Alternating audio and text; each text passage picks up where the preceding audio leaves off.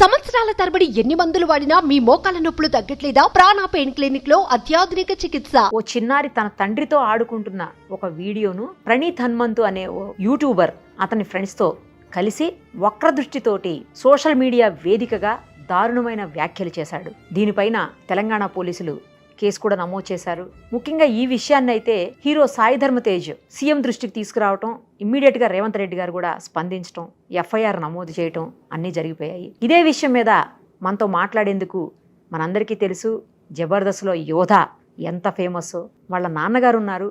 ఆయన కూడా ఒకప్పుడు ఇలాంటి ప్రాబ్లంని ఫేస్ చేశాను అంటూ చాలా బాధపడుతున్నారు. ఒకసారి ఆయనతో మాట్లాడదాం మనం. నమస్తే అండి చందు గారు. నమస్తే. ఎలా ఉన్నారు? బాగున్నాను. యోధ ఎలా ఉంది? చాలా చాలా బాగుంది అండ్ చాలా రోజులు చూడాలనుంది త్వరగా. అసలు తప్పకుండా చూదురుగానండి. మీరు ఎప్పుడైనా రావచ్చు, మీకు ఎప్పుడు మనం ఎప్పుడు టచ్ లోనే ఉంటాం కాబట్టి. యా ఒకసారి మళ్ళీ ఇంటర్వ్యూ చేయాలనుంది తనతోటి. షూర్ గా చేదురుగానండి, తప్పకుండా చేదురుగాను. ఇప్పుడు 10th క్లాస్ అవుతుంది. అదే ఇప్పుడు కొంచెం పెద్దదైపోయింది. నేను చాలా చిన్నప్పుడు చేశాను. ఫస్ట్ మీరు చేశారు, అది చాలా సంచలన ఇంటర్వ్యూ. అది చాలా ఎమోషనల్ గా, చాలా అందరికి నన్ను దగ్గర చేసిన ఇంటర్వ్యూ. కరెక్ట్, అది కనెక్ట్ అయింది అందరికి. చాలా మంది కనెక్ట్ అయింది. అప్పుడు చాలా చిన్నది తను, చాలా చిన్నది, చాలా చిన్నది. Maybe 6 years back I think. అవునండి, అప్పుడు ఆ టైంలో చేశాను. ఈ విషయానికి వస్తేనండి ఎంత ఘోరం అంటే, ఒక చిన్న పాప వాళ్ళ నాన్నతో ఆడుకుంటుంటే ఆ వీడియోని ఒక సెక్సువల్ కోణంలో నీచమైన లాంగ్వేజ్ తో మాట్లాడుతూ దాన్ని గేలి చేస్తూ యూట్యూబర్ అయి ఉండి అసలు అలా చేయటం ఏంటి? దానికి ఒక ముగ్గురు మళ్ళీ సహకరించడం, వెకిలి నవ్వులు, వాళ్ళని చూస్తుంటేనే అసలు కోపం వచ్చేలాగా ఉంది. సోషల్ మీడియాలో వాళ్ళు చేసినటువంటి ఆ పోస్టులు అవన్నీ అంటే మనం వీడియోలోనే చూసాము, వాళ్ళు కూడా వీడియో చేశారు దాని మీద. అసలు దాన్ని వీడియో చేయటం ఏంటి నాకు అసలు అర్థం కాలేదు. ఒక చోట అయితే బీప్ సౌండ్ కూడా వేశారండి. బీప్ సౌండ్ ఎందుకు వేశారు అంటే అక్కడ ఏదో మాట్లాడకూడని పదాన్ని మాట్లాడారు అనమాట. అంటే తండ్రి కూతురు విషయం కూడా ఇంత నీచంగా మాట్లాడతారా? ఫస్ట్ ఆఫ్ ఆల్ ఇక్కడ ఎట్లా అవుతుందంటే అండి, సోషల్ మీడియాలో క్షణాల్లో పాపులారిటీ రావాలి. ఇప్పుడు పెద్ద స్టార్స్ ని చూసుకుంటే ఒక యాక్టింగ్ స్కూల్కి వెళ్ళి ఒక దగ్గర నుంచి స్ట్రగుల్స్ పడి ఎదిగి ఇన్ని స్టెప్పులు దాటుకుంటే ఒక స్థాయి, ఒక గుర్తింపు. కానీ ఇప్పుడు అలా అవ్వట్లేదండి. ఫర్ ఎగ్జాంపుల్, నేను ఒక పెద్ద షోకి వెళ్ళాలి, నాకు ఎలాంటి గుర్తింపు రావాలంటే అందరు నన్ను రికగ్నైజ్ చేయాలి, ఆ షో నన్ను పిలుస్తుంది. సో నేను ఏదైనా చేసేయచ్చు. అదొకటి. పాపులారిటీ పిచ్చి ఒకటి, డబ్బు సంపాదించాలన్న వ్యామోహం ఒకటి, నా వెనక వీళ్ళు ఉన్నారు, నాకేం భయం లేదన్న ఇది. ఈ మూడు కొందరిని అలా చేస్తున్నాయండి. డెఫినెట్ గా చేస్తున్నాయి. ఎప్పుడైనా సరే ఇందులో పేరెంట్స్ కూడా ఖచ్చితంగా ఉంటదండి. ఏదంటే తప్పు ఎవరు చేసినా తప్పే, ఇది తప్పు అని చెప్పాల్సిన స్థాయి నీకున్నప్పుడు, ఆ స్థానంలో నువ్వు ఉన్నప్పుడు డెఫినెట్గా చెప్పాలి. అది నువ్వు చెప్పకుండా ఉంటే ఆదిలోనే ఏదైనా, ఇప్పుడు మనకి తెలుస్తుందండి. ఇప్పుడు నా బిడ్డ అనేది నాకు తెలుస్తుంది, ఎలా నా బిడ్డ చెప్తుంది అంతా నిజమే అబద్ధమా అని తెలుసుకునే జ్ఞానం కూడా మనం సంపాదించుకోగలిగిన రోజు మన పిల్లలు భవిష్యత్తు బాగుంటుందండి. ఇప్పుడు వాళ్ళు అలా చేస్తున్నారు, ఇప్పటి నుంచి కాదుగా, స్టార్టింగ్ ఇది కాదుగా, ఇది బయటపడింది. ఓకే, ఇది కాదు కదా. ముందు నుంచి చేస్తున్నప్పుడు అప్పుడే ఖండించాల్సింది ఎవరు? ఫస్ట్ ఇంట్లో వాళ్ళు ఖండించారు. మరి అది జరగలేదుగా. సో దాన్ని అలాగా అయిపోయింది. ఈ రోజు ఇది బయటపడింది. ఇది కాదండి, ఇప్పుడు ఇది సాయి ధర్మ తేజ్ గారు చూశారు, చేశారు, పెద్ద స్థాయి వాళ్ళు రియాక్ట్ అయ్యారు, చాలా సంతోషం. మరి ఆ స్థాయి వాళ్ళ దాకా చేరలేని వీడియోలు, మిడిల్ క్లాస్ వాళ్ళు ఎంతమంది బతుకుతున్నారండి మిడిల్ క్లాస్ సోషల్ మీడియా మీద? మరి వాళ్ళ పరిస్థితి ఏంటండి? ఎంత దారుణం అంటే, ఎంత ధైర్యం. మీరు చూడండి, డైరెక్ట్గా నేను ట్రోల్స్ చేస్తానని ఒక ఛానలే పెడుతున్నారు. మీరు చూసినట్టయితే అని ఒక ట్రోల్స్ అని ఛానల్ పెట్టారు. ట్రోల్సే, మేము ట్రోల్స్ చేస్తామని ఒక ఛానలే రన్ చేస్తున్నారు. దాంట్లో డైరెక్ట్ ట్రోల్ చేస్తున్నారు. అంటే ఇది ఎవరికి సవాల్ ఇస్తున్నారండి? ఫోన్లో చూడండి, ఆ ట్రోల్స్ అని ఉంటుంది ఒకటి, చూడండి నన్ను ట్రోల్ చేశారు. ప్రతి ఒక్క ట్రోల్సే. నిన్న నేను అబ్జర్వ్ చేస్తే ఈ విషయం జరుగుతుంది కదా ట్రోల్స్ మీద, వెంటనే ఒక పాజిటివ్ లో ఒక వీడియో పెట్టాడు. అంటే దీని మీద ఎట్లా మనం రియాక్ట్ అవ్వాలి దాన్ని బట్టి పెట్టేశాడు. దాంట్లో మా పాపతో మేము నా చిన్నప్పటి నుంచి యోధాకి డాన్స్ టీచర్ నేనే, మీకు ఆ విషయం తెలుసు. వీడు కన్న కూతురుతో డాన్స్ డ్యూయట్లు వేస్తాడని అన్నాడండి నన్ను. ఇప్పుడు నా కూతురు, నేను, నా వైఫ్ అందరం కలిసి చూసాము. చక్కగా వాడు ఇలా చేశాడు, వాడి బుద్ధి ఇదే, మన మీద బతుకుతున్నాడు, వదిలేశాను. కానీ మా సునీతకి కొన్ని ఫోన్స్ వస్తాయి, నీ గురించి ఇలా అంటున్నాడే, మీ గురించి ఇలా అంటున్నాడే అని చుట్టాలు. ఇప్పుడు నా భార్య సెన్సిటివ్ అయింది అనుకోండి, తను ఏదైనా చేసుకుంటే అలాగా 10 మంది 20 మంది గురించి అలా అయిపోయిందండి. ఇప్పుడు కేవలం పాపులారిటీ వస్తే పలానా పెద్ద షోకి మమ్మల్ని పిలుస్తారు అనేది చాలా మంది మైండ్లలో నలుగుతుందండి. ఈ కొంతమంది ఎలా ఉంటారంటే మన్నే అంటారు, అసలు మీరు ఎందుకురా అనవసరంగా పెట్టుకున్నారు అంటే, నేను తప్పు చేయలేదుగా. తప్పు చేసినోడిని మనం క్వశ్చన్ చేయకుండా వీళ్ళని అంటున్న వాడిని క్వశ్చన్ చేయకుండా మీరే మానుకోవచ్చు కదా అన్న స్థాయికి వచ్చాం. ఈ రోజు నేను చాలా మందికి యూట్యూబ్ ఛానల్ పెట్టించాను. ఈ రోజు చెప్తున్నాను అండి, పెరుగు పచ్చడి ఆమె ఉందా, ఆవిడ టిక్ టాక్ లో ఉన్నప్పుడు ఆమె వంట వీడియోలు నేను చూసి ఆమె మెసేజ్ చేశాను, అమ్మా మీరు బాగా వంటలు చేస్తున్నారు. నాకు అసలు ఆమె వ్యక్తిగతంగా పరిచయం లేదండి. మీరు బాగా వంటలు చేస్తున్నారమ్మా, మీరు అప్పుడు నాకు యూట్యూబ్ ఛానల్ ఉంది, యూట్యూబ్ పెట్టుకోండి అమ్మా, మీకు ఆర్థికంగా ఉపయోగపడుతుంది అని చెప్పి. తర్వాత ఒకరోజు ఆమె నాకు ఫోన్ చేసి, నా నెంబర్ తెలుసుకొని ఫోన్ చేసి, చందు గారు ఎలా పెట్టాలో కొంచెం నాకు సలహాలు ఇవ్వరండి అది అంటే, నేను ఇలా చేసుకోండి అమ్మా, ఇలా చేసుకోండి అని చెప్పాను. తర్వాత ఆమె చాలా అభివృద్ధి చెందింది. తర్వాత ట్రోల్స్ అయ్యాయి. ఈ రోజు తెలుగు రాష్ట్రాలను వదిలిపెట్టి మరి వేరే రాష్ట్రాల్లోకి వెళ్ళిపోయింది, ఉండిపోయింది. ట్రోల్స్ భరించలేక, మాటలు భరించలేక వేరే రాష్ట్రంలో ఉంటుంది. ఇప్పుడు ఆమెకు పెట్టించాను. ఎస్ఎస్ కపుల్ అని ఇప్పుడు మన దానికి సుమన్ టీవీకి ఇంటర్వ్యూస్ కూడా వచ్చారు వాళ్ళు, వాళ్ళకి నేనే పెట్టించాను. అంటే నేను ఎందుకు చెప్తున్నాను, చాలా మందికి యూట్యూబ్ ఛానల్ ఆర్థికంగా ఇప్పుడు ఉపయోగపడుతుంది, మీరు మంచిగా చేసుకుంటే మీరు ఇంట్లో ఉండకండి. ఎస్, మీరు ఇంట్లో ఉండకండి. ఇప్పుడు నాతో పాటు ఒక సిస్టర్ వచ్చారు, తను కవిత గారని. తనకి హస్బెండ్ లేరు, చిన్నప్పుడు హస్బెండ్ చిన్న వయసులో హస్బెండ్ చనిపోయాడు, కూతురు చనిపోయింది, ఆరోగ్యం బాగలేక ఇప్పుడు బయటికి వెళ్ళి పని చేసుకోలేదు. నా దగ్గరికి వచ్చి, తమ్ముడు నాకు ఏదైనా ఒక ఛానల్ కావాలని అంటే, అక్క మీరు వంటలు బాగా చేస్తారు, నాకు తెలుసు, మీరు పిండి వంటలన్నీ అమ్ముతా ఉంటుంది ఆవిడ. నేనేం చేస్తానంటే, అదే దాన్ని నువ్వు ఒక వీడియో నేను చెప్తా, నా వంతు నేను చేస్తాను హెల్ప్, మీరు చేసుకోవాలని నేను ఒక యూట్యూబ్ ఛానల్ పెట్టించాను. ఇప్పుడు ఆమె బతుకుతుంది. ఇప్పుడు ఆమెకి ఏం భయం పెడుతున్నారు, ఇవంతా ట్రోల్, రేపు నిన్ను కూడా అంటారు, అవసరమా అవసరమా, మరి అవసరం అంటే బతకద్దా? ఆమెకు వచ్చిన టాలెంట్ని చూపించుకునే వేదిక కదా అది. నాకు చాలా బాధాకరం ఏంటంటే, నేను మాట్లాడగలుగుతున్నాను. నాకు ఇప్పుడు నా పాప ఉంది సినిమా ఇండస్ట్రీలో, ఓకే డన్, నా పాప నాకు తెలుసు. కానీ వేరే వాళ్ళు సినిమా ఫీల్డ్కి కానీ సోషల్ మీడియాకి కానీ పిల్లకి ఎంత టాలెంట్ ఉన్నా వద్దే నువ్వు పోవద్దని వాళ్ళంతా ఇంట్లోనే కూర్చోబెడతారు ఇలాంటి వల్ల. సో దయచేసి నేను కోరుకునేది మీ ద్వారా ఒకటే, పెద్ద స్థాయి వాళ్ళ చిన్న స్థాయి వాళ్ళ ఎవరని కాదు, ఈ ట్రోల్స్ ఎవరైతే చేస్తున్నారో వాళ్ళందరినీ కూడా దయచేసి కొంచెమైనా కొంచెం మీరు దాన్ని నిర్మూలించగలిగితే, కొన్ని ఫ్యామిలీస్కి ఒక 50,000, 20,000, 30,000 చాలా ఎక్కువ అండి, వాళ్ళు బతుకుతారు మేడం. అది నా అభిప్రాయం, అంతే. మీరు ఇందాక అన్నారు నేను డాన్స్ టీచర్ని, నా పాపకు డాన్స్ నేర్పిస్తున్నాను అని చెప్పేసి. కరెక్ట్. ఇప్పుడు మీరు కాకపోతే మీ ఏజ్ లా ఉన్న వాళ్ళు ఎవరైనా వేరే డాన్స్ టీచర్ వచ్చి నేర్పిస్తారు, ఆయనకైనా ఆ పాప కూతురు వయసే కదా. అదేనండి, ఇప్పుడు తండ్రికే తెలియని వాళ్ళకి ఇంకా వేరు నేర్పిస్తే ఏంటి, ఎవరు నేర్పిస్తే ఏంటి, ఎంత చండాలం. నేనేం చెప్తున్నానంటే మేడం, ఇప్పుడు కొంతమంది బ్యాడ్ కామెంట్స్ పెట్టే వాళ్ళని టార్గెట్, ఇప్పుడు ఇదివరకు ఏంటి, ఒక మంచి ఆడియన్ని మన సినిమాకి తీసుకురావాలరా అనేది అప్పుడు.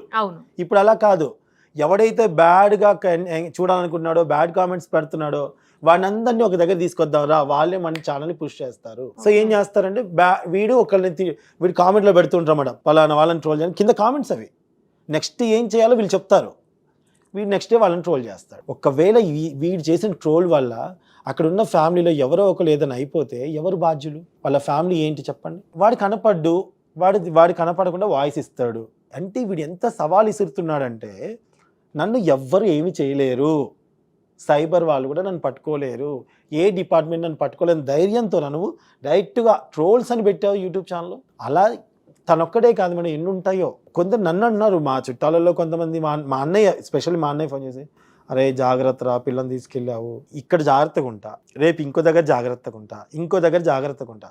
మారాల్సింది నేనా వాళ్ళ? అలా అయిపోయింది అండి. అసలు ఏం చేయాలో అర్థం కాలేదు. నన్ను ట్రోల్ చేసినా నాకు పెద్ద ఏం ఆడదు, ఎందుకంటే ఫస్ట్ నుంచి సోషల్ మీడియాలో నేను ఉన్నా, సో నాకు తెలుసు. కానీ ఇప్పుడు కొంతమంది ఆడవాళ్ళకి రావాలి కదా, ఇప్పుడు ఒక భర్తను నచ్చజొప్పు బయటకు వచ్చి ఒక యూట్యూబ్ ఛానల్ పెట్టుకుంటారు, మరి వాళ్ళ పరిస్థితి ఏంటండి? ఇంత దారుణమా? డైరెక్ట్గా చంపేవాడికంటే దారుణం అండి, మానసికంగా హింసించి చంపుతున్నారు. ఇలాంటి వాళ్ళని అసలు వదిలిపెట్టద్దు మేడం, ఇలాంటి వాళ్ళని అసలు వదిలిపెట్టద్దు. ఇలాంటి వాళ్ళు చొరవ తీసుకోవాలి, డిపార్ట్మెంట్ వాళ్ళు చొరవ తీసుకోవాలి, ఖచ్చితంగా వాళ్ళకి తగిన పనిష్మెంట్ ఇవ్వాల్సిందే. అలా పాప దాంట్లో కూడానండి, వాళ్ళు ఏం మాట్లాడుతున్నారు, సమాజానికి ఏం చెబుతున్నారు, అసలు వెకిలిగా నవ్వడము, ఆ వీడియో చూస్తుంటే అసలు భలే బాధ అనిపిస్తుందండి. ఆ విషయం అయితే ఆ సిచ్యువేషన్ ని అంటే చూడండి ఎలాగా మోడ్ చేసుకున్నారు. అదే కదా, అంటే ఒకటి ఉంటది మేడం, కొన్ని ఏంటంటే ఒక సిచ్యువేషన్ ని, ఫర్ ఎగ్జాంపుల్ చెప్తున్నా, ఇవాళ రేపు నా బిడ్డని దగ్గర కూర్చొని ఒళ్ళో కూర్చోబెట్టుకుని ఇలా దగ్గర తీసుకుందామన్నా భయం వేసే పరిస్థితిలో ఉన్నాం. కన్న కూతుర్ని దగ్గర తీసుకోవాలంటే భయం ఉంది. ఇప్పుడు టీచర్స్ అందరూ ఒకలాగా ఉండరు, ఒక మంచి సార్ ఉంటారు, మంచి ఉపాధ్యాయులు ఉంటారు. పాప బాగా చేసా తల్లని ఇలా అంటే కూడా భయం, ఎవడు ఏ ఫోటో తీసి ఎలా పెడుతున్నాడో తెలియట్లేదు. కొన్ని చోట్ల తండ్రి మాట్లాడినా భయం, తండ్రి దగ్గర తీసుకున్నా భయం. ఫోకస్ అంతా ఈ రెండింటి మీదే, ఆ వ్యాహం దాని మీద నడుస్తుంది మేడం. ఎస్ అనే వర్డ్ మీద మొత్తం నడిపిస్తున్నారు. అలానే చిన్న పాప, నేను చూశాను, చాలా చిన్న పాప. ఏదో జస్ట్ ఆయన తీసిన ఉద్దేశం మీద ఇట్లా బెదిరించి ప్రాంక్ లాగా చేసి ఉయ్యాలు ఊపుదామన్న ఒక చిన్న ఆలోచనని ఆ వీడియో చూస్తే అసలు మంచి ముచ్చటగా అనిపించింది. కానీ ఇమ్మీడియట్ గా వీళ్ళు మాట్లాడుతున్న మాటలకు అసలు ఏం అర్థం కాల. చాలా బాధ అనిపించింది. నేను చాలా మంది పిల్లల్ని, నేను స్కూల్ టీచర్గా పనిచేసినప్పుడు నేను చాలా మంది స్టూడెంట్స్ ఉన్నారు, వాళ్ళందరినీ దీని దగ్గర తీసుకొని వాళ్ళకి డాన్స్ నేర్పించేవాడిని, డ్రాయింగ్ నేర్పించేవాడిని. నేను ఆ కేటగిరీ నుంచి వచ్చాను కాబట్టి పిల్లలతో ఇష్టంగా ఉండడం ఇష్టం నాకు. ఇది చూసి కూడా ఇలాంటి చేస్తుంటే నాకు కూడా ఒక తెలియని, అమ్మో ఎందుకులే ఎవడెక్కడి నుంచి ఫోటో తీస్తాడో, ఏం పోర్ట్రేట్ చేస్తాడన్న ఇది ఉంది. బికాస్ ఎందుకంటే ఇలాంటి వాటిని చూసే వాళ్ళు ఎంత చాలా ఎంకరేజ్ చేస్తున్నారు. ఫస్ట్ ఆఫ్ ఆల్ చూసి ఎంకరేజ్ చేయడమే కాదు, కామెంట్లలో రేపు వీడిని చెయ్యన్నా ట్రోల్ అని అడుగుతున్నారండి. ఎంత బాధాకరం అనేది అది తెలుస్తుంది. నేను ఒకరికి పెరుగు పచ్చడి ఆమెకి హెల్ప్ చేశానంటే నువ్వు ఆమెకు ఎన్నో భర్తవి అని వాడు దాంట్లో అనడం వీడియోలో. అప్పుడు ఇంకొకరు పాపం ఎవరైనా నన్ను వచ్చి అప్రోచ్ అవ్వాలనుకుంటే, అన్నయ్య అనుకుంటూ కొంతమంది వచ్చి నాకు వచ్చి నాకు హెల్ప్ చేయని చాలామంది నాకు పెడతారండి మెసేజ్లు.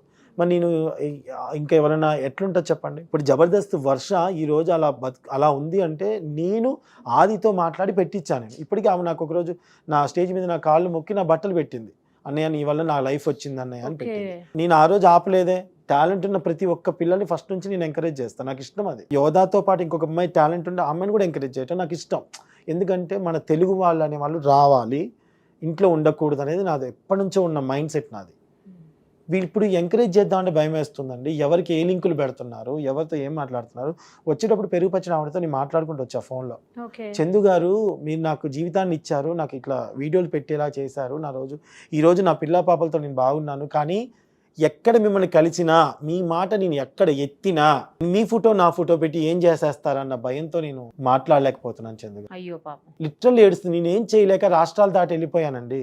నేను మదురైలో ఉంటున్నాను, నాకు 2 పిల్లలు ఉన్నారు, వాళ్ళని పెట్టుకొని వచ్చి నేను మదురైలో బతుకుతున్నాను, అయినా కానీ నన్ను ట్రోల్ చేస్తున్నారు. మీకు నచ్చకపోతే చూడకుండా మనల్ని మానేయండి మేడం. ఎవరు చూడమన్నారు కొన్ని అంటే లైక్ మీరు ఎదుటోళ్ళని తిట్టద్దు, అది మీకు రైట్ లేదు కదా.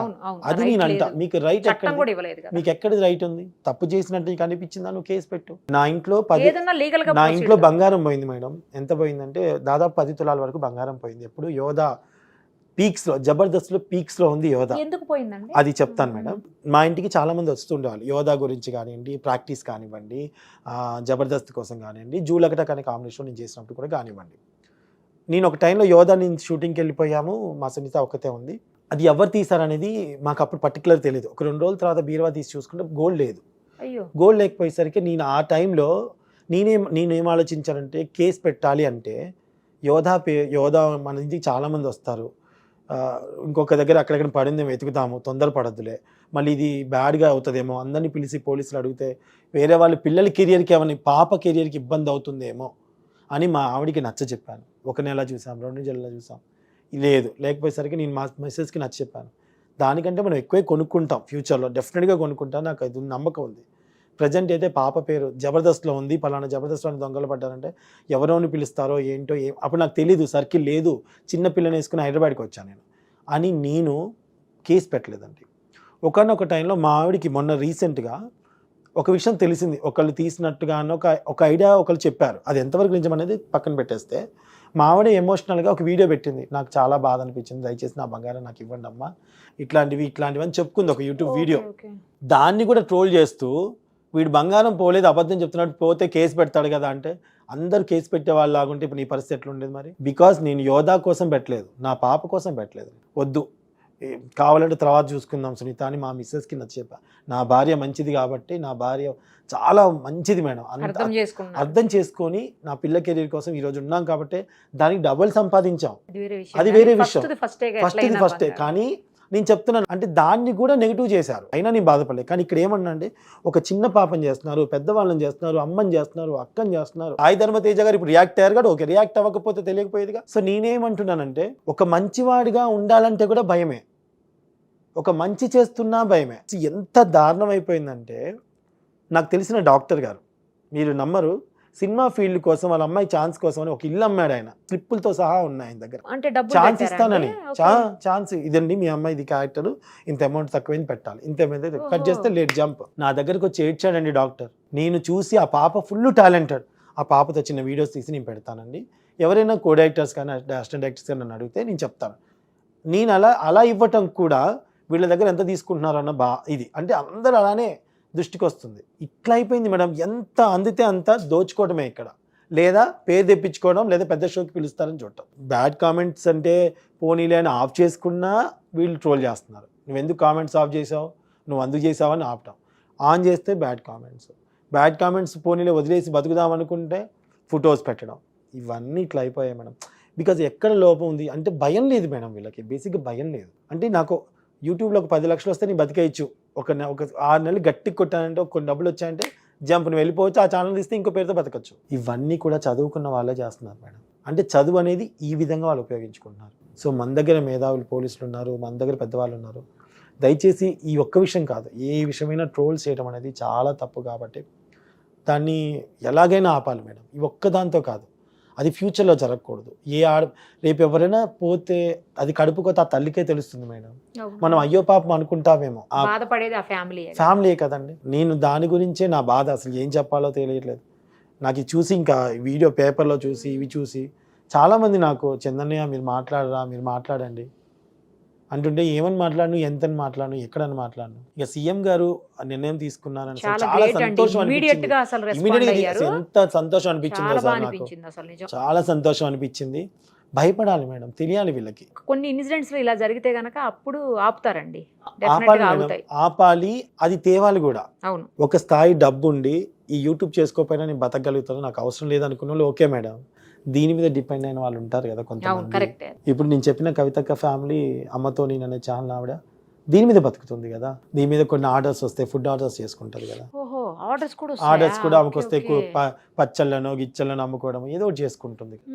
అలాంటి వాళ్ళని కూడా మనం రేపు నాతో పాటు ఉంటే నా సర్కిల్ అదే అంటున్నాను. అదే నేను నాకు అదే బాధ. నీకు నచ్చలేదు చెప్పే విధానం ఉంటుంది, అది నేర్చుకోకుండా నువ్వు నీ ఇష్టం వచ్చినట్టు మాట్లాడేస్తే పోన్లేండి. మీరు అన్నట్టు చర్యలు కఠినంగా ఉండాలి. మీకు ఎంత బాధ అనిపించి ఉంటుంది ఆ వీడియో చూస్తే? చాలా బాధ వేసిందండి. చాలా, నాకైతే కోపము బాధ అసలు ఎలా అనిపించిందంటే, బేసిక్గా చెప్పాలంటే నా బిడ్డని నన్ను మాట్లాడుతూ ట్రోల్ చేసి 2 days బ్యాక్ నెక్స్ట్ డే ఇది వచ్చింది.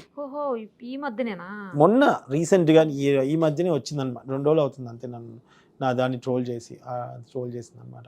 సో చూద్దాం ఎవరో ఒకళ్ళు స్పందిస్తారు కదా. ఆ దేవుడు అన్నట్టుగా జరిగిందో ఏమో నాకు తెలియదు. మొన్న నాకు జరిగింది, నెక్స్ట్ డే ఇది జరిగింది ఇన్సిడెంట్స్, 3rd డే నేను ఇక్కడ ఉన్నాను. ఇదంతా అది ఆ భగవంతుడు అలా జరిపించాడేమో అనిపించింది మాకు. ఖచ్చితంగా మన పోలీస్ వ్యవస్థ, మన సీఎం గారు వీళ్ళందరూ అనుకుంటే చేయగలరు మేడం. వాళ్ళు చేయలేనిది ఏదీ లేదు, ఖచ్చితంగా చేయగలరు.